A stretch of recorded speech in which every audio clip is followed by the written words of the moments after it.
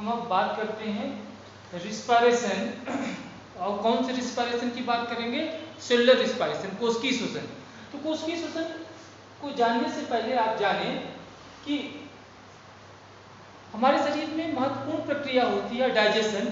Digestion में आप जानते हैं जटिल कार्बोहाइड्रेट को सरल कार्बोहाइड्रेट में या जटिल भोज्य पदार्थों को सरल भोज्य पदार्थों में तोड़ा जाता है। उसी प्रक्रिया में जटिल भोज्य पदार्थ कार्बोहाइड्रेट होता है जिसमें स्टार्च होता है, स्टार्च को सरल भोज्य पदार्थ ग्लूकोज में तोड़ा जाता है। अर्थात ब्लड के माध्यम से डाइजेशन के बाद, जब डाइजेशन के बाद एक चरण होता है एब्जॉर्प्शन या अवशोषण, अवशोषण के बाद वो अवशोषित भोज्य पदार्थ या सरल अणु ब्लड के माध्यम में कोशिकाओं में चले जाते हैं और कोशिकाओं में कहाँ पहुँच जाते हैं? साइटोप्लाज्म में। ये कोशिका बनी, साइटोप्लाज्म में देखें आप ग्लूकोज है। ग्लूकोज किसमें टूटता है? पाइरूविक अम्ल में बदला। ग्लूकोज किसमें चेंज हुआ? पाइरूविक अम्ल में। फिर पाइरूविक अम्ल आप देखें उसको ऑक्सीजन मिला तो एसिटिल कोएंजाइम ए बना। एसिटिल कोएंजाइम ए माइटोकॉन्ड्रिया में एंट्री करता है और कौन सी प्रक्रिया करता है? क्रेब्स चक्र। इस प्रक्रिया को समझने से पहले, ग्लाइकोलिसिस और क्रेब्स चक्र को समझने से पहले अब डायरेक्ट में रिस्पायरेशन की बात करता हूँ, श्वसन का इंट्रोडक्शन वाला चैप्टर। तो श्वसन के हमारे शरीर में जितनी भी जैविक क्रियाएं होती हैं उनमें उन सभी को मेटाबॉलिज्म कहते हैं। क्या कहते हैं? मेटाबॉलिज्म। क्लियर ना? यह मेटाबॉलिज्म की जो प्रक्रिया है इसके दो भाग होते हैं, एनाबॉलिज्म और कैटाबॉलिज्म। एनाबॉलिज्म निर्माणकारी प्रक्रिया है जिसके अंतर्गत प्रकाश संश्लेषण या फोटोसिंथेसिस आता है। फोटोसिंथेसिस में आप जानते हैं कि स्टार्च का निर्माण होता है। सूर्य की विकिरण ऊर्जा को ग्रीन प्लांट जो है वो केमिकल एनर्जी में या स्टार्च में कन्वर्ट करते हैं। ठीक है, उसी प्रकार आपसे मैं बात करूं, दूसरी प्रक्रिया होती है कैटाबॉलिज्म जो विध्वंसकारी प्रक्रिया है। अर्थात उसमें कुछ जैसे ग्लूकोज कार्बन डाइऑक्साइड और पानी में टूटता है, मतलब तोड़ने वाली प्रक्रिया होती है। तो रिस्पायरेशन कैसी प्रक्रिया है? कैटाबॉलिक। कैसी है? कैटाबॉलिक। तो रिस्पायरेशन की परिभाषा क्या दे सकते हैं आप? रिस्पायरेशन एक कैटाबॉलिक क्रिया है, ठीक है, जिसमें ग्लूकोज का ऑक्सीकरण होता है और उसके दौरान कार्बन डाइऑक्साइड और ऊर्जा मुक्त होती है। क्लियर ना?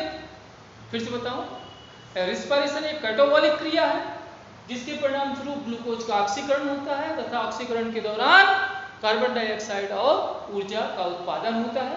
ठीक है, अब मैं आपसे बात करूं कि जो रिस्पायरेशन की जो प्रक्रिया है वो दो प्रकार की होती है। एक होता है ऑक्सीश्वसन और दूसरा होता है अनॉक्सीश्वसन। ऑक्सीश्वसन मतलब एरोबिक रिस्पायरेशन जिसमें ऑक्सीजन की आवश्यकता होती है, दूसरा है जिसमें ऑक्सीजन की आवश्यकता नहीं होती। तो मैं आपसे बात करूं, ये पहला लिखा है यहाँ पर देखें आप, ये जो फर्स्ट समीकरण लिखा है जिसमें ये ग्लूकोज है, इसका ऑक्सीकरण हो रहा है, कार्बन डाइऑक्साइड पानी और ऊर्जा मुक्त हो रही है। ठीक है, दूसरा आप समीकरण देखें, ये भी ग्लूकोज है लेकिन इसका ऑक्सीकरण तो हो रहा है अप्रत्यक्ष रूप से मैं कहूं, लेकिन ऑक्सीजन की अनुपस्थित में हो रहा है। इसका टूटना, यहाँ ग्लूकोज का टूटना किसकी उपस्थिति में हुआ? ऑक्सीजन की उपस्थिति में। यहाँ ग्लूकोज का टूटना ऑक्सीजन की उपस्थिति में नहीं हुआ। ये कैसी प्रक्रिया है? अनॉक्सीश्वसन या एनारोबिक रिस्पायरेशन। और ये कैसा है? Aerobic respiration. तो एनारोबिक रिस्पायरेशन में क्या क्या बना? एथिल अल्कोहल, कार्बन डाइऑक्साइड और ऊर्जा। तो कुल मिलाकर मैं बात करूं कि जो ऑक्सीश्वसन है या एरोबिक रिस्पायरेशन है उसमें कार्बन डाइऑक्साइड पानी और 38 एटीपी बनता है एक ग्लूकोज के अणु से, और जो अनॉक्सीश्वसन है उसके एक ग्लूकोज के अणु से 2 एटीपी या 28 किलो कैलोरी ऊर्जा बनती है। इसमें 673 किलो कैलोरी ऊर्जा बनती है। तो ये दो फार्मूला है जो बता देगा आपको कि ऑक्सीश्वसन और अनॉक्सीश्वसन क्या है। इन दो फार्मूले के आधार पर ऑक्सीश्वसन और अनॉक्सीश्वसन में आप अंतर लिख सकते हैं। इंपॉर्टेंट क्वेश्चन 11 का। फिर मैं आपसे बात करूं, यहां समझो ध्यान से कि 1 ग्राम ग्लूकोज है। यदि 1 ग्राम ग्लूकोज का दहन कर दें आप, दहन मतलब उसमें आग लगा दें आप, तो उस आग लगाने से आपको 3.8 किलो कैलोरी ऊर्जा मिलेगी और वह ऊर्जा आपको लाइट के रूप में और प्रकाश के रूप में दिखाई देगी। ठीक है, उसका दहन कर दें। और लेकिन याद रखिए 1 ग्राम ग्लूकोज का यदि श्वसन होता है तो ध्यान से सुनना, 1 ग्राम ग्लूकोज का जब ऑक्सीजन की उपस्थिति में उसका ऑक्सीकरण होता है तो देखिए यहाँ 2.5 किलो कैलोरी ऊर्जा किसमें बदलेगी, एटीपी या ऊर्जा के रूप में, ठीक है। और आप देखें कि 1.3 जो एनर्जी है किसमें बदलेगी, हीट के रूप में, ठीक है, क्लियर ना। 1.3 किसमें कन्वर्ट होगी, हीट के रूप में, और 2.5 इसमें कन्वर्ट हो गई जाएगी एटीपी के रूप में, क्लियर ना। अब एक बात बहुत क्लियर कर समझो आप कि हीट के रूप में कन्वर्ट हुई और एटीपी के रूप में कन्वर्ट हुई, तो 1 ग्राम ग्लूकोज के शोषण से आपको 2.5 किलो कैलोरी की ऊर्जा किसमें कन्वर्ट हो जाती है, एटीपी के रूप में, और बाकी ऊष्मा के रूप में मुक्त होती है। लेकिन दहन में संपूर्ण जो ऊर्जा है वो किसमें, प्रकाश और ताप के रूप में आपको दिखाई देती है। यहाँ एक बात समझो आप कि एटीपी का फुल फॉर्म है एडेनोसिन ट्राइफॉस्फेट, अर्थात एडेनिन बताया हूं मैं तुम्हें, एडेनिन एक नाइट्रोजनस बेस है। एडेनिन में कितने फास्फेट जुड़ जाए, 3 फास्फेट के अणु जुड़ जाए, फास्फोरस के अणु जुड़ जाए तो बन जाता है एटीपी या एडेनोसिन ट्राइफॉस्फेट, ठीक है, क्लियर ना। तो एडेनोसिन ट्राइफॉस्फेट से एक फास्फेट का अणु निकल जाए तो बन जाएगा एडेनोसिन डाइफॉस्फेट। क्या बन जाएगा, एडेनोसिन डाइफॉस्फेट। और एडेनोसिन डाइफॉस्फेट से एक फास्फेट का अणु और निकल जाए तो एडेनोसिन मोनोफॉस्फेट बन जाएगा, क्लियर ना। लेकिन एडेनोसिन मोनोफॉस्फेट में एक फास्फेट जुड़ जाए तो बन जाएगा एडीपी, एडेनोसिन डाइफॉस्फेट, और एडीपी में एक अणु और जुड़ जाए फास्फेट का तो बन जाएगा एडेनोसिन ट्राइफॉस्फेट। इस प्रकार यदि एडीपी को ऊर्जा मिली, एडीपी को डाइफॉस्फेट को ऊर्जा मिली, वह ऊर्जा ले लिया फास्फेट, और फास्फेट ऊर्जा को लेने के बाद किसमें बदल गया, एटीपी। और जब हमको जरूरत हुई तो फास्फेट से हमें ऊर्जा मिली और एटीपी किसमें बदल गया, एडीपी। अर्थात इस प्रकार एक दूसरे में बदलने की प्रक्रिया होती है। अब मैं आपसे बात करूं, फिर से बताऊं तुम्हें कि ग्लूकोज कहाँ होता है, याद करें, जिसमें 6 कार्बन होते हैं, कहाँ होता है, साइटोप्लाज्म में। यह ग्लूकोज किसमें टूट जाता है, पायरुविक एसिड में, क्लियर में, और यह प्रक्रिया कहलाती है ग्लाइकोलिसिस। क्या, ग्लाइकोलिसिस। तो श्वसन का जो पहला चरण है क्या है, ग्लाइकोलिसिस। फिर क्या होता है, पायरुविक एसिड को यदि ऑक्सीजन मिलता है तो एस्टिल को एंजाइम ए में बदलता है, और एस्टिल को एंजाइम ए कहाँ एंटर करता है, माइटोकॉन्ड्रिया में, और प्रक्रिया होती है क्रेब्स। तो श्वसन के 2 चरण हो गए, कौन कौन सा, ग्लाइकोलिसिस एंड क्रेब्स चक्र। क्या, फिर से बताएं आप मुझे, ग्लाइकोलिसिस एंड क्रेब्स चक्र। मैं पहले की बात करता हूं जिसका नाम है ग्लाइकोलिसिस। क्या नाम है, ग्लाइकोलिसिस।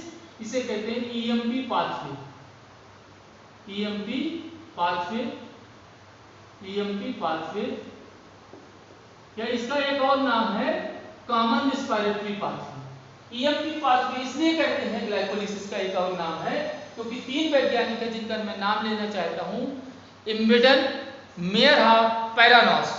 इन तीनों वैज्ञानिक ने इसे खोजा था, इसलिए इसे ईएमपी पाथवे कहते हैं। कॉमन रेस्पिरेटरी पाथवे इसलिए कहते हैं क्योंकि ऑक्सीजन की उपस्थित और अनुपस्थित में यह प्रक्रिया एक समान ही संपन्न होती है। इसको साइटोप्लाज्मिक रेस्पिरेशन इसलिए कहते हैं क्योंकि यह प्रक्रिया कहाँ होती है, याद कर लीजिए, साइटोप्लाज्म। कहाँ होती है, साइटोप्लाज्म में। और याद रखें आप, इस प्रक्रिया के दौरान कितने एटीपी बनते हैं, 2 एटीपी, ठीक है। तो मुख्य मैंने बातें बता दी कि ग्लाइकोलिसिस कहाँ होता है, याद रखना, कोशिका के साइटोप्लाज्म में। कितने एटीपी बनते हैं, 2 एटीपी बनते हैं, ठीक है। और इसका दूसरा नाम है ईएमपी पाथवे। 3 वैज्ञानिक है, इम्बेडन, मेयरहाफ, पैरानॉस, जिन्होंने खोजा था। देखिए जल्दी से, ग्लूकोज का एक अणु है जिसमें कार्बन परमाणुओं की संख्या 6 होती है। यह किसमें चेंज हो जाता है, ग्लूकोज 6 फास्फेट। देखिए ग्लूकोज के एक अणु में मान लीजिए कितने कार्बन है, 6, यहाँ लिखा 1 2 3 6, ठीक है। और इसके 6 नंबर के कार्बन में क्या जुड़ जाए, फास्फेट, तो बन जाएगा ग्लूकोज 6 फास्फेट। और 1 में भी जुड़ जाए तो ग्लूकोज 1,6 डाइफॉस्फेट। तो ये फास्फेट कहाँ से मिला ग्लूकोज को, किसने दिया, एटीपी। एटीपी अपना फास्फेट छोड़कर किसमें बदल गया, एडीपी में, और वो फास्फेट लेके ग्लूकोज किसमें बदल गया, ग्लूकोज 6 फास्फेट। मतलब एटीपी यहाँ खर्च हो रही है। Glucose 6 phosphate change into fructose 6 phosphate, ठीक है। Fructose 6 phosphate change into fructose 1,6 diphosphate, clear ना। तो यहां देखना 6 फास्फेट है, छठवें नंबर के कार्बनिक फास्फेट जुड़ा है, यहां पहले और छठवें में जुड़ा है, तो फास्फेट कौन दे दिया, एटीपी, और बदल गया एडीपी, मतलब यहां 2 एटीपी खर्च हुई, यहां भी खर्च हो गया और यहां भी। अब फ्रक्टोज 1,6 डाइफास्फेट जिसमें कार्बन परमाणुओं की संख्या कितनी है, 6, यह फ्रक्टोज 1,6 डाइफास्फेट जिसमें कार्बन परमाणुओं की संख्या 6 है और उसमें मॉलिक्यूल कितने हैं, 1, यह 3 कार्बन वाले यौगिक में विभक्त हो गया। इसमें भी 3 कार्बन होते हैं, इसमें भी 3 कार्बन, ठीक है। ये 3 कार्बन वाले 2 अलग यौगिकों में विभक्त हो गया और दोनों में उसके एक अणु, एक मॉलिक्यूल, नाम क्या है, डाइहाइड्रोक्सी एसीटोन फास्फेट, जिसे कहते हैं DHAP, शॉर्ट में DHAP, डाइहाइड्रोक्सी एसीटोन फास्फेट, और दूसरा हो गया 3-फॉस्फोग्लिसरॉल्डिहाइड, क्लियर है। 3-फॉस्फोग्लिसरॉल्डिहाइड और डाइहाइड्रोक्सी एसीटोन फास्फेट, 3-फॉस्फोग्लिसरॉल्डिहाइड का एक अणु बना और डाइहाइड्रोक्सी एसीटोन फास्फेट का भी एक अणु बना, और दोनों अणुओं में इसमें भी कार्बन परमाणुओं की संख्या 3 थी, इसमें भी कार्बन परमाणुओं की संख्या 3 थी, और इसमें कार्बन परमाणुओं की संख्या 6, 6 किसमें डिवाइड हो गया, 3 वाले 2 में। अब डाइहाइड्रोक्सी एसीटोन फास्फेट किसमें चेंज हो सकता है, 3-फॉस्फोग्लिसरॉल्डिहाइड में, 3-फॉस्फोग्लिसरॉल्डिहाइड किसमें चेंज हो सकता है, डाइहाइड्रोक्सी एसीटोन फास्फेट। मान लीजिए DHAP किसमें चेंज हो गया, 3-फॉस्फोग्लिसरॉल्डिहाइड में, पहले से 3-फॉस्फोग्लिसरॉल्डिहाइड का एक अणु था, ठीक है, अब एक अणु और हो गया, तो इसके अणु कितने हो जाएंगे, 2, 1-1 बराबर 2 मॉलिक्यूल, ठीक है, क्लियर ना। अब 3-फॉस्फोग्लिसरॉल्डिहाइड से बनेगा 1,3-डाइफॉस्फोग्लिसरॉल्डिहाइड, तो वहां फास्फेट कौन देगा, फास्फोरिक एसिड, क्लियर ना। 1,3-डाइफॉस्फोग्लिसरॉल्डिहाइड से बनेगा 1,3-डाइफॉस्फोग्लिसरिक एसिड, सब में आप 2 मॉलिक्यूल लिखेंगे, यह बना 1,3-डाइफॉस्फोग्लिसरिक एसिड। जब 1,3-डाइफॉस्फोग्लिसरॉल्डिहाइड से 1,3-डाइफॉस्फोग्लिसरिक एसिड बनता है, तो याद रखें उस समय 1,3-डाइफॉस्फोग्लिसरॉल्डिहाइड से हाइड्रोजन निकलता है, और हाइड्रोजन को कौन ले लेता है, हाइड्रोजन ग्राही, जिसका नाम है NAD, जिसका फुल फॉर्म है निकोटिनामाइड एडिनाइन डाइन्यूक्लियोटाइड। ये क्या है, हाइड्रोजन ग्राही यौगिक, और इसके कितने अणु हैं, 2। ये 2 अणु क्या करेंगे, हाइड्रोजन को ग्रहण करेंगे, किससे ग्रहण करेंगे, इससे निकला हाइड्रोजन, और ये हाइड्रोजन को त्याग कर 1,3-डाइफॉस्फोग्लिसरॉल्डिहाइड किसमें बदल गया, 1,3-डाइफॉस्फोग्लिसरिक एसिड, ठीक है। 1,3-डाइफॉस्फोग्लिसरिक एसिड किसमें चेंज हो जाता है, 3-फॉस्फोग्लिसरिक एसिड में, और वहां फास्फेट निकलता है, फास्फेट को लेता है ADP और किसमें बदल जाता है ATP, मॉलिक्यूल 2 होंगे, ठीक है। Three phosphoglyceric acid change into two phosphoglyceric acid, two phosphoglyceric acid change into two phosphoenol pyruvic acid, two phosphoenol pyruvic acid, two phosphoenol pyruvic acid change into pyruvic acid. जब 2-फॉस्फोइनॉल पायरुविक एसिड में चेंज होता है, उस समय फास्फेट इससे निकलते हैं, और फास्फेट को लेने के लिए बैठा ही है ADP, और चेंज हो जाता है ATP। इस प्रकार ग्लाइकोलिसिस में एक ग्लूकोज के अणु से पायरुविक अम्ल के 2 अणु बनते हैं। कितने अणु बने, 2 अणु। पायरुविक एसिड का सूत्र है CH3COCOOH, क्लियर ना। तो पायरुविक एसिड में ग्लूकोज के अणु से कितने, पायरुविक एसिड के 2 अणु बने, ठीक है। अब हिसाब लगा लें आप, 2 अणु ATP के यहां खर्च हो जाते हैं, और यहां पर बने कितने, 2 और 2 4, ठीक है। और इसके विषय में बता दूं मैं, जो NAD है, NAD कितने बने, 2 NADH2, एक NADH2 से बनते हैं 3 ATP, कितना बनता है, 3 ATP बनता है, तो 2 से बनेंगे 6 ATP। तो बने कितने, हिसाब किताब करते हैं अपन, ग्लाइकोलिसिस में कितने ATP बनते हैं, 6 ATP यहां से बनेंगे, कैसे बनेंगे मैं बताऊंगा तुम्हें, 4 यहां, सॉरी 2 8 और 2 10, 10 बने, और 10 बने और 1 और 2 खर्च हो गए, 10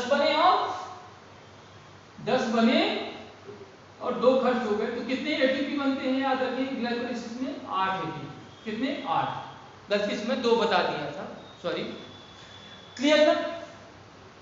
क्लियर हो गई? 10 बनते हैं और 2 खर्च हो जाते हैं। कुल मिला के ग्लाइकोलिसिस में 8 एटीपी बनते हैं। तो याद रखेंगे, ग्लाइकोलिसिस साइटोप्लाज्म में होता है, ईएमपी पाथवे कहते हैं। इसमें एक ग्लूकोज के अणु से 2 पायरुविक अम्ल के अणु बनते हैं और 8 एटीपी भी बनते हैं। फिर हम कल बात करेंगे।